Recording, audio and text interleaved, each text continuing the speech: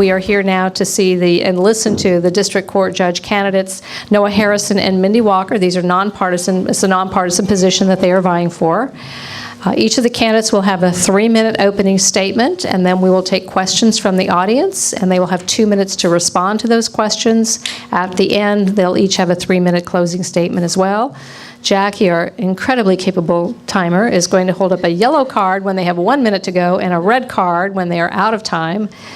And you have the option to ask a question from the back of the room using the microphone, or you can write on one of the little pieces of paper in the back and either bring it up to me or ask one of the folks with AAU or the Good Women Voters to send it up this way. So that is the format. Any questions before we get started? You too cold? Is that door open okay for you? It's fine. Okay, good. If it gets too cold, we'll get up and close it. So same format, and we're going to actually start with you, Mr. Harrison, because H comes before W in the alphabet. Please begin with your 3-minute opening statement. It's great to be here. I love forums, and I really want to encourage all of you to ask questions. If you think you know something about one of us, I would encourage you to dig deeper and say, okay, if Mr. Harrison says he's been to 6 different counties, then that makes him a better judge. Ask why. Dig deep into our resumes. This is your opportunity to really flush out the differences between us. For those of you that don't know, I've been your substitute judge here for the last 7 years in district or superior court as a commissioner or judge pro tem. Judge Verser asked me to serve, Judge Landis asked me to serve, and I was honored to do that. I have heard thousands of cases, presided over civil, criminal trials, drug court, mental health court, juvenile rehabilitative courts, and I have a lot of passion for the job. I serve because I think I can make a difference. I'm from Jefferson County. I have a 28-year connection here. I graduated from high school here, married my high school sweetheart. We're both very involved in the community. As you hear about our resumes, as you hear about the things that we want to accomplish, one of the things that I am most proud about is my endorsements. And why is because those are the people that have seen me on the bench. Those are the people that have seen me as an attorney. Those are the people that I have fought with. Those are the people that I rule against. And they endorse me. And they're an incredible bunch of people. They're activists. They're the majority of the attorneys here in Jefferson County. They're the judges, over 30 judges that have endorsed me. Supreme Court Justice Susan Owens, who used to be a pro tem here. When you look at my endorsements, again, I want to stress to you how unique it is that I have near unanimous support of law enforcement. I've been a defense attorney for the last 14 years, fighting with the cops, fighting with the prosecutors. And they endorse me. Why? I like to think it's because it shows ethics, ability to follow the law, sentence appropriately. When you can maintain those relationships with those attorneys and they see your demeanor, both on the bench and as an opponent, I think that that gives you an idea of what kind of an attorney and what kind of a judge I am and have been for the last 7 years. I have the unanimous support of the district court staff. Some of them have been there 22 years under 3 different judges. They've never endorsed before. What does that tell you about what kind of judge I am? Does it mean I have a temper? Does it mean that I yell at people a lot? Probably not, when you look at the wide variety of people that endorse me. I'm going to get into my background, hopefully, as you ask questions. I would, again, I'm going to be pointing out some of the issues that I am going to be highlighting and what the changes that I want to make to district court I'm very excited about. And those changes are endorsed by the judges. Thank you very much. Good evening. Thank you for being here tonight and spending a little bit of your time with us. My name is Mindy Walker, and I'm running to be your next district court judge. And you may be wondering, why should you vote for Mindy? What is about her makes her unique? I have the experience, the temperament, and the drive to be your district court judge and to serve with courage and integrity. And those things are very important to me. I moved here in 2007 with my husband, and we are living in Port Ludlow with our 2 young boys, and they keep us very busy. And I'm committed to being in this community. I think that this community is a wonderful place to be. I have worked here as an attorney in Jefferson County, and I've worked in 10 counties throughout the state of Washington, in tribal and in federal court. And that's really an important thing. The experience that I've gained by going to other courts, by being in front of many other judges, by having to participate with other defense bars, with other prosecutors, has given me new insights to new ideas and policies and procedures and how things should work. And that is what I want to bring to Jefferson County. I want to take some of those new ideas and some of those policies and procedures, and with an eye towards fiscal responsibility, make sure that each person who appears before me is treated with respect, and that those policies and procedures ensure that decisions are made fairly and with neutrality. I also want to ensure that each resident of Jefferson County has access to justice, and that each party who appears in front of the court has their rights protected, including the right to appeal. Those are some of the things that I am bringing to Jefferson County and that are important to me. I believe that this is a position of service. Service is something that's has been an anchor in my life. I believe that my goal in life is to serve. Service above self. And I have been a board member of the Port Townsend Sunrise Rotary, and I'm a board member of an organization called Love More Foundation, which serves impoverished women and children in the Democratic Republic of Congo. And I have traveled extensively for humanitarian efforts. And that's where my heart is service to community. I also worked as a firefighter on a hotshot crew for the Forest Service for a number of years. And I had to make decisions with courage. And that's something that you have to do as a district court judge. You have to make decisions every day that affect people's liberty, affect people's family stability, and their financial stability. And you have to do that while balancing the safety of the community. And that's what I bring to Jefferson County, is some fresh new ideas and making decisions with integrity and with courage. So please vote Walker for judge. Thank you. I'm a recovering alcoholic, and this January I'll have 31 years of sobriety under my belt. So my question to these judge candidates is this: if you use copious amounts of beer, wine, Manhattans or martinis, and et al., how does that affect your rationale when you're on the bench judging DUI cases? Okay, so can I just make sure I understand the question? You're asking us how our own consumption affects our ability to judge DUIs on the bench? Yes. Okay, thank you. So I take DUIs really seriously. DUIs often, not often, but sometimes have accidents involved with them. There can be fatalities with DUIs.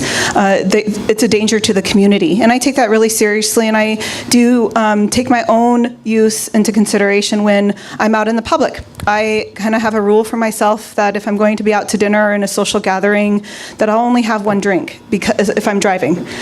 Because I can't trust myself to go any further and drive. I want to be safe on the roads, and I feel like I have the responsibility to be an example to those around me. And also, because I'm a community leader, I believe that I have a responsibility to the community. I think that does affect a person's ability to look at someone who has a DUI. A lot of times there's underlying issues with alcohol consumption, and there's some really great programs that we have that can assist people who have alcohol or other substance abuse issues. There's also marijuana DUIs, and we can't discount that. And trying to make sure that we're not just looking at, okay, this person has a DUI, but is there something underlying there? Is there a substance abuse problem? And also look at it, is this a person's first time offense? And will this experience change their lives? I have a lot of clients who come in, it's their very first time, and it's absolutely changed their lives. And I believe that we have a responsibility to reduce that recidivism, and hopefully through the programs and by offering services to folks that will happen. I commend your sobriety. That's amazing. You know, I think the underlying rationale behind that question is, can you identify or can you have a moral opinion about somebody when you partake or you do something that's very similar? And one of the interesting things about being a judge, and that I've learned over 7 years, is you have to put your feelings aside. That doesn't mean that you don't feel. That doesn't mean that you don't use your life experiences when you're sentencing somebody. But alcohol and driving don't mix. And when you sit up on the bench and you could call it lecture, you could call it providing wisdom to the defendants, but when you talk to them about, they don't mix, especially for you when you have third DUI and you should know better, or even your second DUI. When a candidate, when a lawyer, when a community member chooses to drink alcohol and drive, they put themselves in a situation where something can happen. And so that's just generally not a good idea. But you use your background, the underlying, assumption is you use your experiences in your background growing up. Growing up with my single mother who raised me, and she picked apples and was a waitress in a tavern in the evening. I remember her selling a car to somebody, and then they didn't pay and they took off with the car. And I remember being about 6 years old and thinking that's not fair. And I think back on that. When you think about victims of crime, when you think about people who steal out of desperation, when you think about people who have underlying substance abuse problems and issues, there's a reason that I am endorsed by both of the heads of the local treatment agencies, because what I believe on the bench is in restorative justice. And I'll talk more about that hopefully later. The PREA principle holds that 20% of your tasks will consume 80% of your effort. This is certainly true in district court. The calendar is filled with repeat offenders for driving offenses. Many driving offenders simply can't afford to pay traffic tickets, get repairs, or renew their licenses. The police know them on sight and stop them. Yet in the county, one has to drive to go to work, the doctor to buy food, to come to court, or to go to treatment. What would you do as judge to alleviate this catch-22? Mr. Harrison? It's not what I will do, it's what I have been doing for 7 years. And Tom, you've seen me in that court as a prosecutor there, and I believe strongly that in one of the underlying tenets that make recidivism so high is poverty. And oftentimes somebody doesn't have their license because they couldn't pay a fine or fee, and their license is suspended. They get pulled over going to work or doing some chore, something like that. They come back in. It's great because the state gets the first crack. We don't see them until they've been charged and they have to come in front of us. So the state gets to decide, number one, is it appropriate to reduce this or not? Then if it comes in front of me, some of the things that I do, some of the things that I did just on Wednesday is take fines and fees that are in collections, take them out so that the person can either make payments or get rid of them.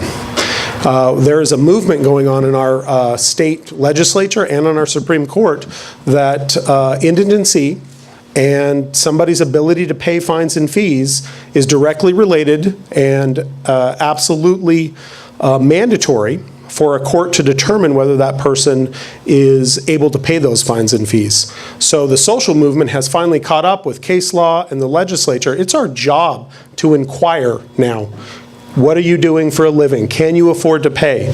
So I think it's great that our society has finally come there, because one of the big issues that I'm fighting for is to reduce recidivism. And you do that by helping people. You help them to get licensed. When they don't have insurance, you say, okay, let's continue your case. I want you to get insurance. Come back. How long do you need? A year? Not a year, a month? 6 weeks? And then hopefully they can get that insurance. They come back and you dismiss.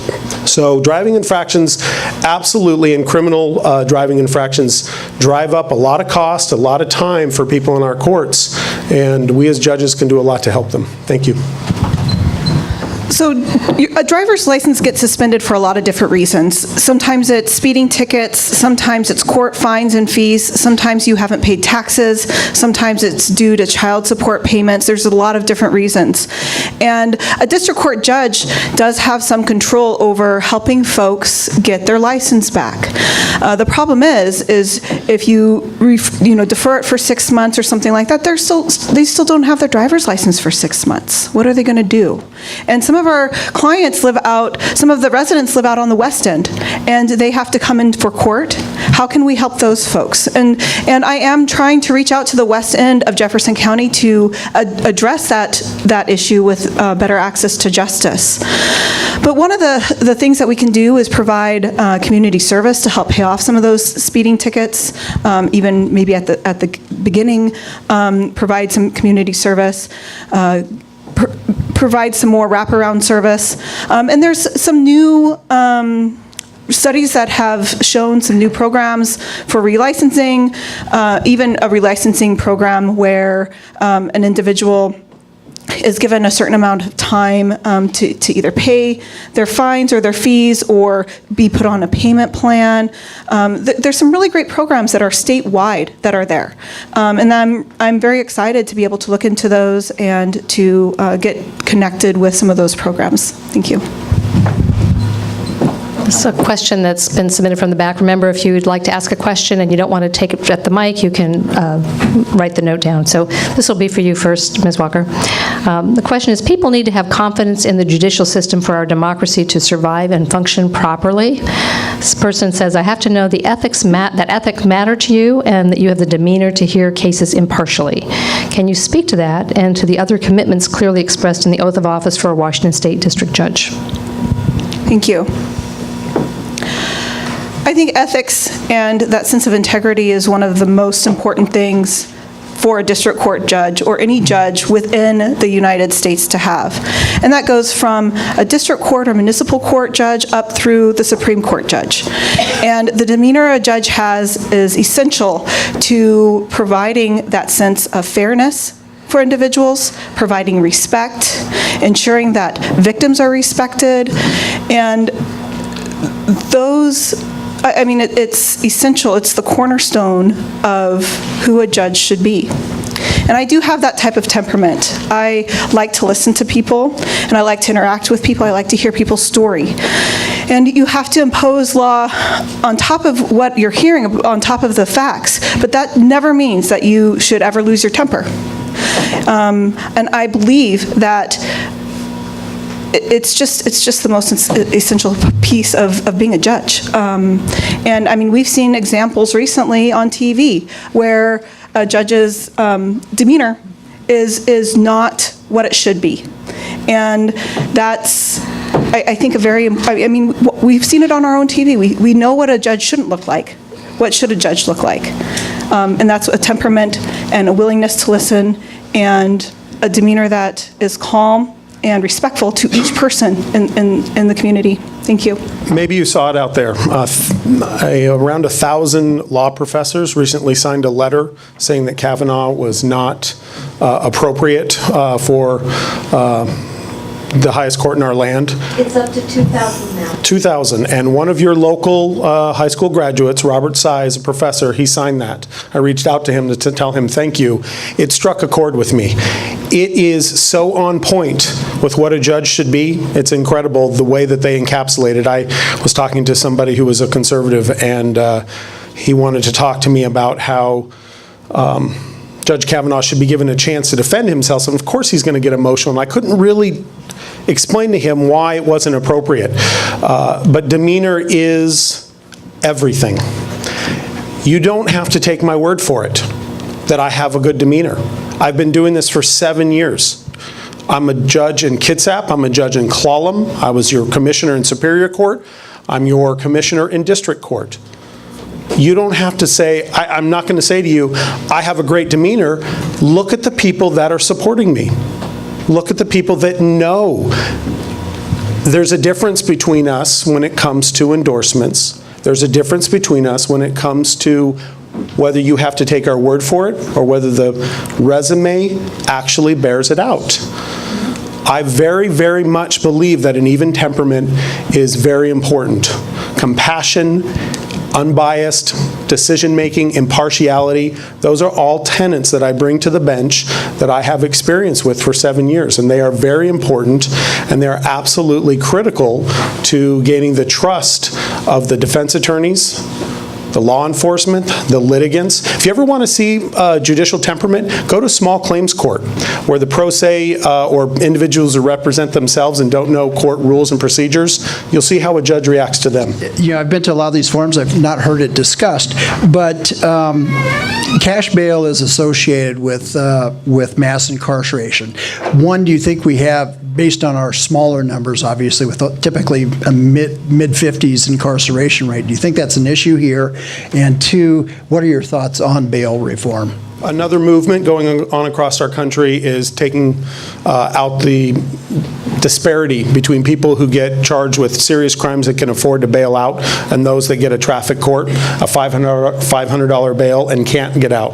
One of the interesting things that we do here in Jefferson County, at least in our court and as a judge, is do a cash bail alternative to bond. So you set bail at $5,000 and you give the defendant the opportunity to post $500, which they get back. If they bond with a bonding agency, that 10% goes to pay the bonding agency and they don't get it back. I do believe in the bail reform, absolutely. I think that one of the things that makes being a judge so interesting, and one of the things that the voters and the people and the Constitution give the power to the judge to make those decisions, though.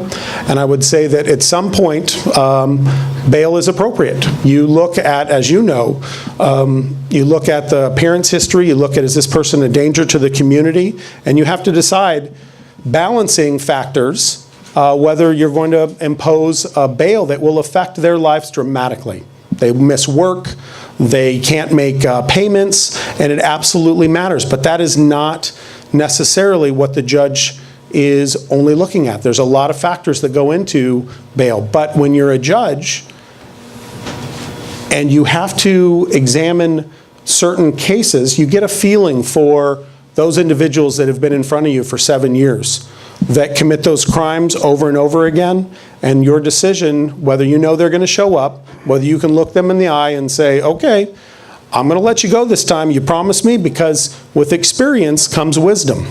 And what I bring to the table is the ability to look at those people and decide, is it appropriate to impose a high or a low bail amount? Thank you. So yes, I do think that bail is an issue in our county. We have I personally have had clients who can post a lot of bail, and I've had clients who can't afford to post any bail. They don't have the cash to be able to do that. They don't even have the $100 to post to go to the bail bondsman and post that. Their family doesn't have it.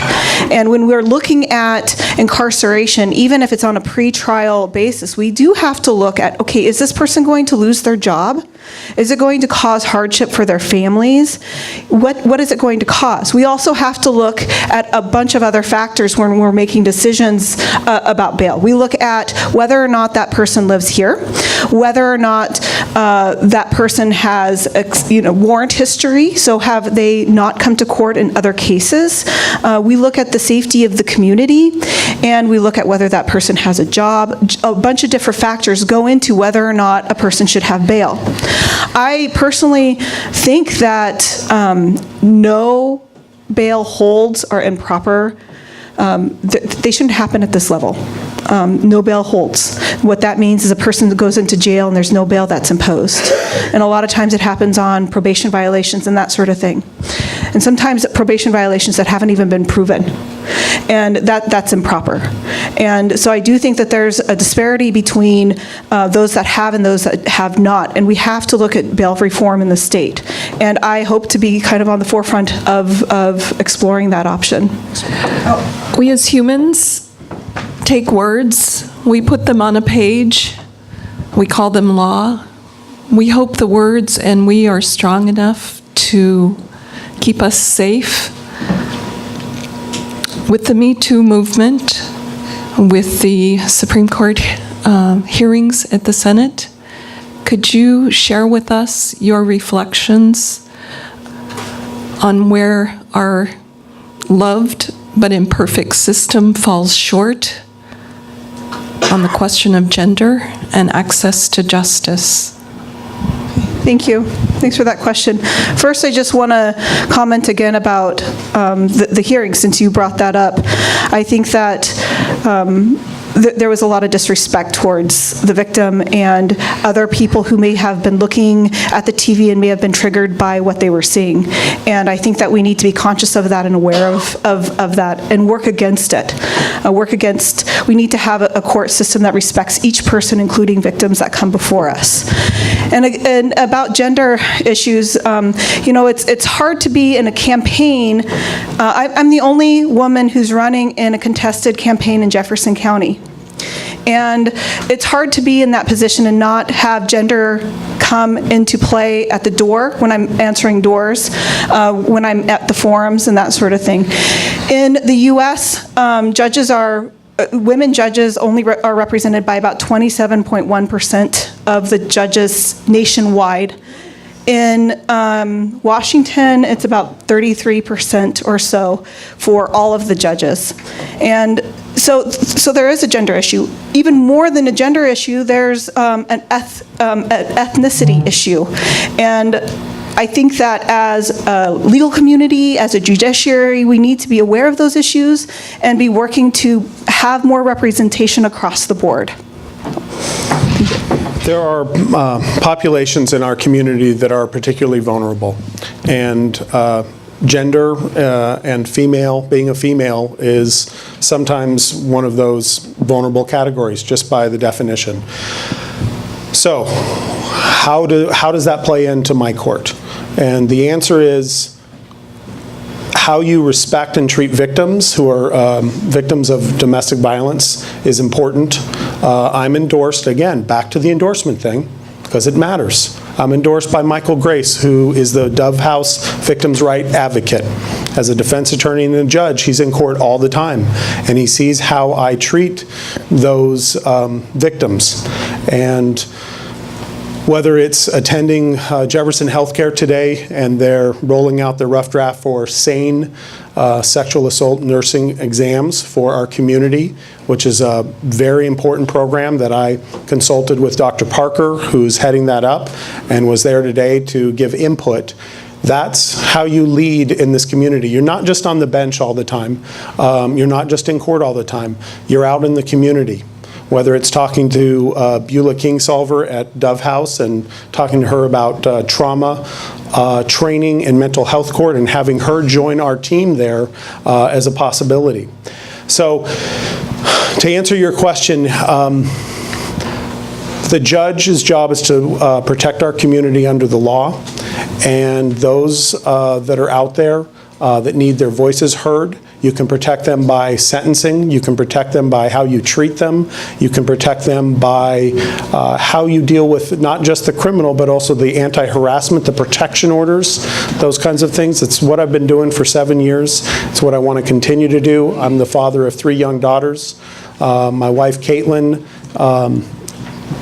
and my time's up. Thank you. For Mr. Harrison, have you been an elected judge in Clallam? And for Ms. Walker, have you been a pro tem judge? I have not been an elected judge in Clallam, and that was a short question, but I'm going to take up all my time. No, I've been a pro tem in Clallam and a pro tem in Kitsap County. I primarily went to Kitsap County for 2 reasons. Number one, I am in awe of the presiding judge there, Jeff Yons. He is a mentor. He is somebody that you can just give questions to, and he is absolutely very impressive. They also have a paperless system there. So one of the things that I want to bring as part of one of the improvements is advances in our technology and improvements in our technology to include, or I should say, increase access to justice for everyone. There is no doubt that is the single greatest thing we can do to increase access to justice for people throughout Washington State. By putting information online, they don't have to come. If they don't have their driver's license, they don't have to come to court. They can access their files online. It saves taxpayers money. It's more efficient. So that's the reason I was in Kitsap. I'm in Clallam County, and it's very interesting. One thing you should understand, being a judge in Clallam is nothing like being a judge in Jefferson. Being a pro tem in Kitsap is nothing like it. I will not sit here and tell you that because I've been a judge in Kitsap or Bainbridge Island or anywhere else, that makes me qualified to be a judge here. They are completely different courts. It's what you do in that court that matters. It's your experience doing trials. It's your experience in the rehabilitative courts. Those are the questions that I want you to dig down and ask and look at. Because when you sit on the bench in Kitsap, your options are greatly reduced based on their culture. And every court's culture is different. You learn by example, you learn by doing in those courts. So you get to be a better judge by presiding in those courts, not by watching those courts. Any defendant can sit there and watch court. It's what you do when you're there. Yes, I have been a pro tem judge. I pro tem over in Kitsap County District Court and on Bainbridge Island, and I've been doing that for a while, and I do pro tem on a regular basis over there, and I love it. It's wonderful. They do have a really great paperless system. Port Orchard has a paperless system, so does Bremerton, so does Bainbridge, and each one of those systems is different, and I've been using all of those systems. There's also systems throughout the state of Washington that are different than Kitsap, and so I've got a lot of experience with different types of paperless systems, and some of them are better than others. Like Bainbridge Island has a paperless system that's kind of a hybrid. They don't really have their files aren't completely paperless like Kitsap. So it's each county and each municipal court kind of handles those things differently. And I've been lucky and fortunate to have experiences in a lot of different courts and be able to bring that to Jefferson County. I've had to work with a lot of different prosecutors' office, defense bars, work with different therapeutic courts, with different technologies. So my base of experience is very broad. And I think that that's a benefit to Jefferson County because I can bring those new ideas and new policies here. And I have some experience with some of these technologies and kind of know which ones work well and which ones don't. So thank you. Over the last 20 minutes, we've heard a lot from one of you about endorsements and virtually none from the other person about endorsements. So the question for both of you, are endorsements important? And if they are, why doesn't one of you talk about endorsements?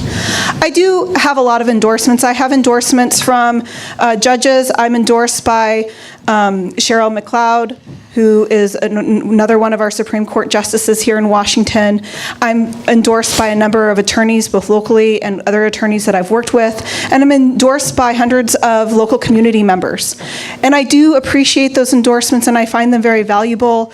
It's something that I cherish that. It means that I have their respect, and I really appreciate that a great deal. However, we're in these forums for such a short length of time. I want to focus on what I want to bring to Jefferson County and what I want to do here. I appreciate the endorsements, but that's not really my focus, and that's not really why I'm here at these forums. I want you to get to know who I am a little bit and what I want to bring to Jefferson County. I'm also endorsed by the 24th Legislative District Democrats and a number of Republicans, so I have a broad base of bipartisanship endorsements. And I recently received an award from the Olympic Peninsula Women chapter of the Washington Women's Lawyers, and the award was Best Women Lawyer for the Olympic Peninsula. And that was based primarily on my work and also my pro bono work. And I'm very proud of those things. So thank you for that question. I too want to get to know you. I too want to tell you so much, but we have so little time.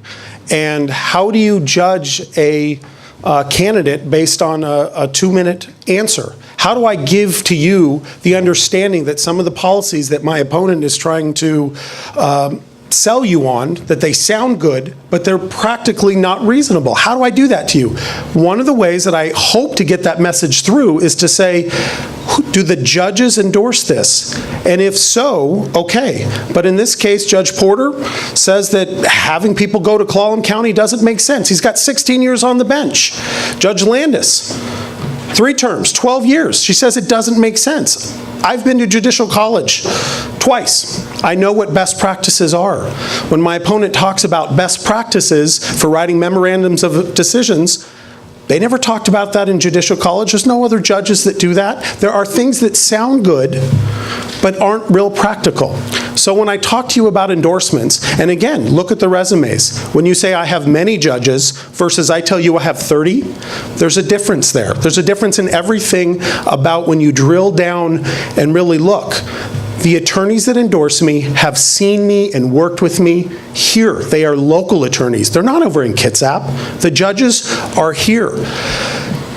It is such a broad spectrum. When I say I have both conservative and liberal support, I don't say some Republicans. Take a look. There's a lot of them, and there's a lot of strong liberal support too. There's a reason for that, because my ideas resonate with people. I have coming up on 550 endorsements, and I get more every day that I doorbell, and there's a reason for that, because of my commitment to the community, because of my service to the community, and the people that see that say, you know what, Noah?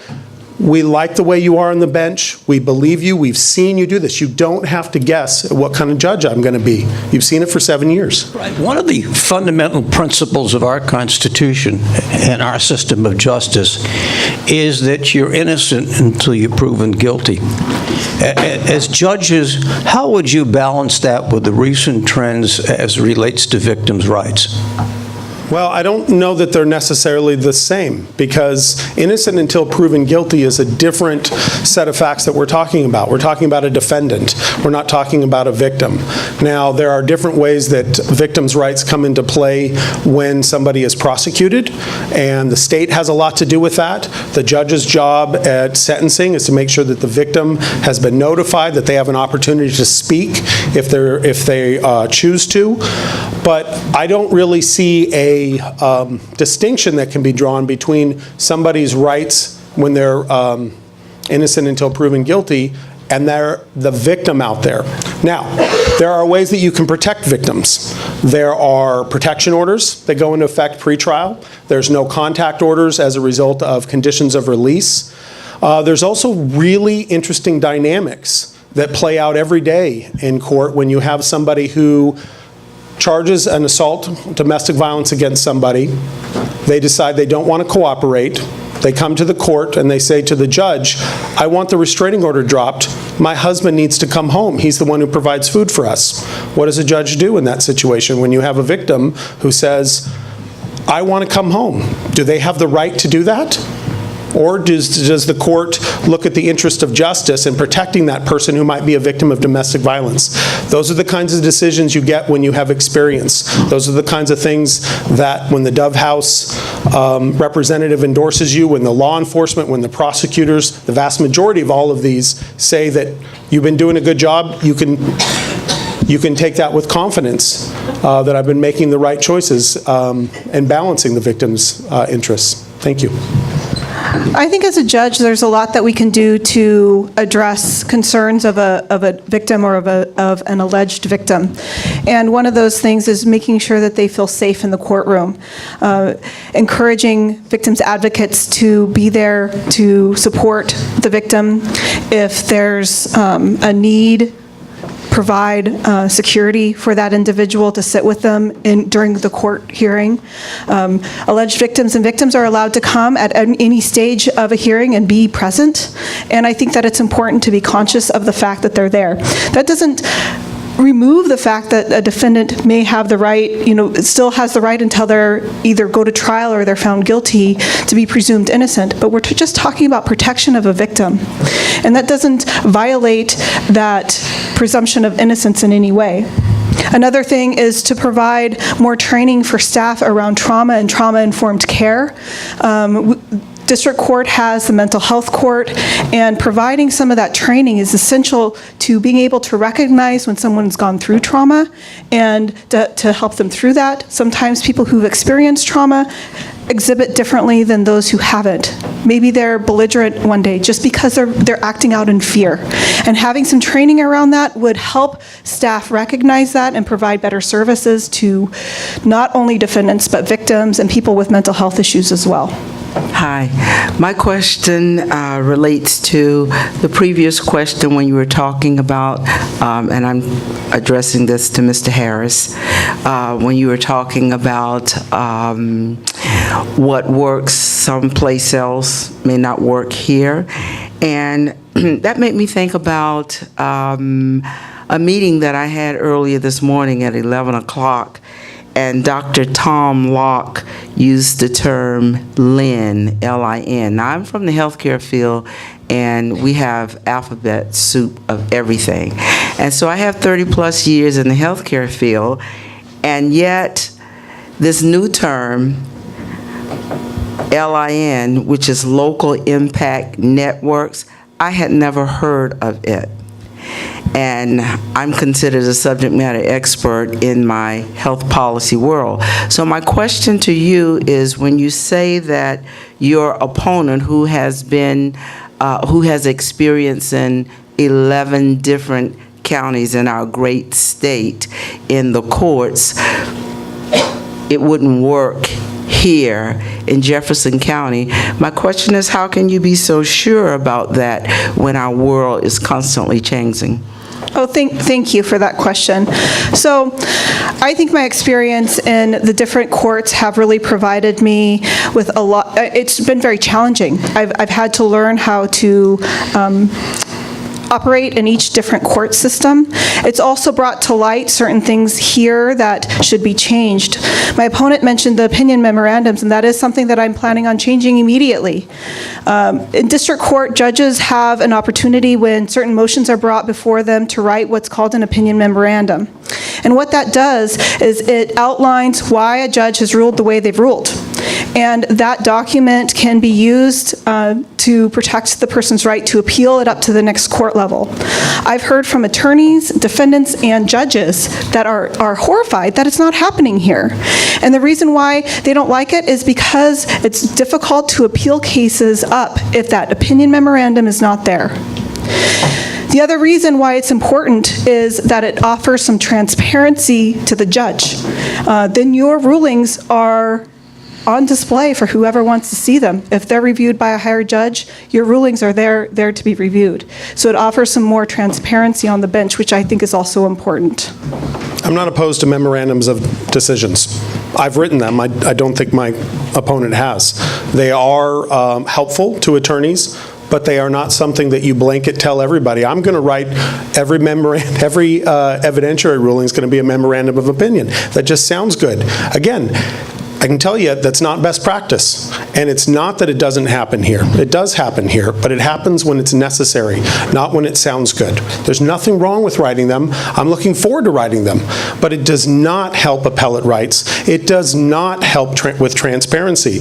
Every judge's ruling is reviewed, the majority of them de novo. There's a videotape of the judge's decision for the higher court to look at. Putting it in writing does not take everything that the judge has already done and encapsulate it right there. That court doesn't care what's on that writing. The court looks at the hearing itself.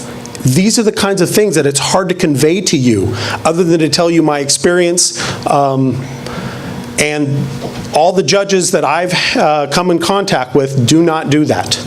So, an answer to your question. What I was trying to convey to you is that there's a difference between sitting, I didn't say it couldn't and there weren't things. I've been to half a dozen counties. I've presided in 3 different counties in 4 different courts. There's a difference between sitting in court, waiting for your case to be called, and seeing that things operate differently than having the experience. What I was trying to get across is, just because somebody says that they've done something, the next question is, what differences are you actually going to bring here? When you say you've been to 11 different counties, everybody goes, oh, okay, well, you must know something special. So then the next question is, what is it? That's the answer we haven't gotten.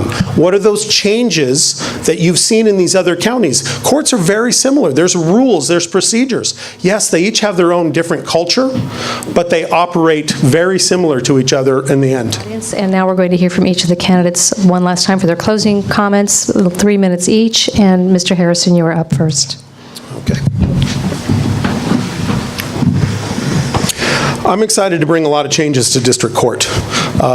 Yes, I've been there for 7 years, but that doesn't mean I'm stagnant. That doesn't mean I don't have fresh ideas. What it means is I have a perspective from working there. I have a perspective from going to judicial college. I have a perspective from presiding in other jurisdictions. I want to institute community service. Look at my handouts. This is something that I've been touting from the beginning. Community service, we don't offer it right now because it costs 35 cents an hour for L&I. That is something that, why not connect a youth or somebody that's appropriate to our community and the nonprofits that we have? I want to modernize our court. That involves, as I've done, meeting with the commissioners, meeting with the county administrator, and getting them on board with spending a lot of money. That money in the long run will be saved through efficiencies and savings on costs like ink and paper. It's also good for the environment. I'm very passionate about opioid prevention and opioid treatment. I want to bring treatment and coordinate that to the jail. That's not my role, but I can certainly advocate for it. There's a reason that I repeat myself all the time, but there's a reason why I'm endorsed by the heads of both of the treatment agencies. I'm very passionate about this. I have a relative who's a heroin addict, and he's not ready to get help.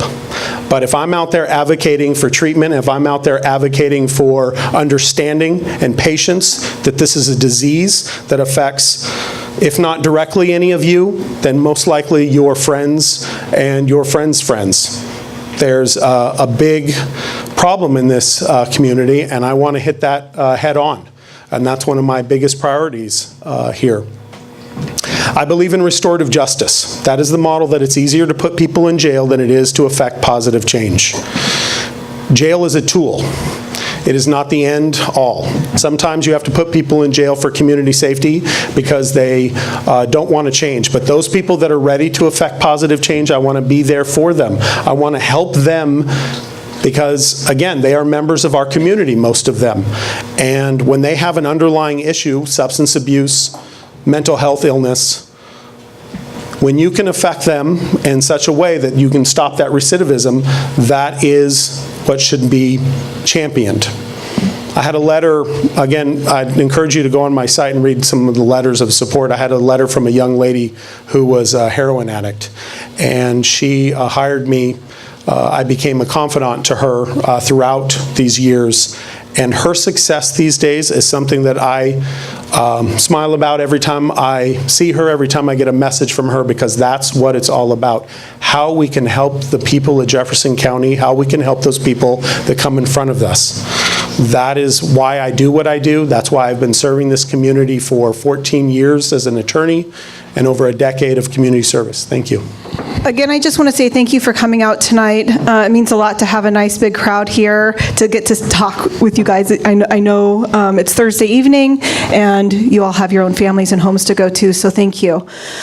I am really excited about serving Jefferson County in this capacity. I have a long history of community service here and really across the world. Community service has been something that's been very dear to me, starting at a young age when I would volunteer as a camp counselor. I worked as a wrangler over at Miracle Ranch. Some of you guys might have heard of that place. It's in Port Orchard. I worked as a hotshot firefighter. I've done service for World Relief as a law student extern, and I also did an extern with the Court of Appeals. And why is that important for you to know right now? It has to do with the opinion memorandums that I was talking to you about. I read hundreds of cases that were appealed that had to do with DUIs, and DUIs are one of the big things that district court deals with.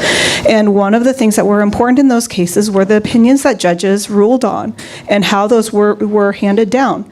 And it's not just something that you go and listen to, it's what's written in the record too. And so I firmly believe that protects people's rights and protects their rights to appeal that up to the Superior Court. One of the other things that I want to change is how pro tem judges are used. Right now, the defense attorney can come into court wearing the hat, the clothes of an attorney, representing a defendant in a criminal case, go into judges' chambers and come out in a robe. There's an appearance of unfairness that happens to the other defendants and the other attorneys in the courtroom when that occurs. That's something that can be changed now. That's not something that has to wait, and it doesn't cost extra money. It's fiscally responsible for our community, and it protects people's rights. My opponent actively participates in that process now. And I already mentioned the opinion memorandums. The other thing is I do want to reach out to the folks out in the western part of Jefferson County. Some of those folks don't have equal access to justice. This is their courthouse here in Port Townsend. How can we reach out to them? My opponent mentioned Judge Porter. Judge Porter has never even been out to the Forks Courthouse, not once in 16 years. And I have been talking to the judge there, and there is a way to utilize that courthouse and make this work in a way that's not going to cost the county a lot of money, and is going to provide better access to justice for every resident of Jefferson County. And that's our responsibility. As an elected official, it's our responsibility to reach out to each resident. The other thing I want to do is expand the mental health court. I think that the mental health court is a wonderful program, and Judge Landis has done a great job in implementing it. I said earlier that I want to implement more training. So anyways, thank you very much for being here. Vote Walker for judge. This applause is for both our candidates. Thank you so very much, Mr. Harrison, Ms. Walker. We appreciate you being here and stepping up and being willing to serve our communities. And how about a round of applause for Dennis and Gary and Jackie? And the League of Women Voters and the American Association of University Women for hosting us. Thank you so much.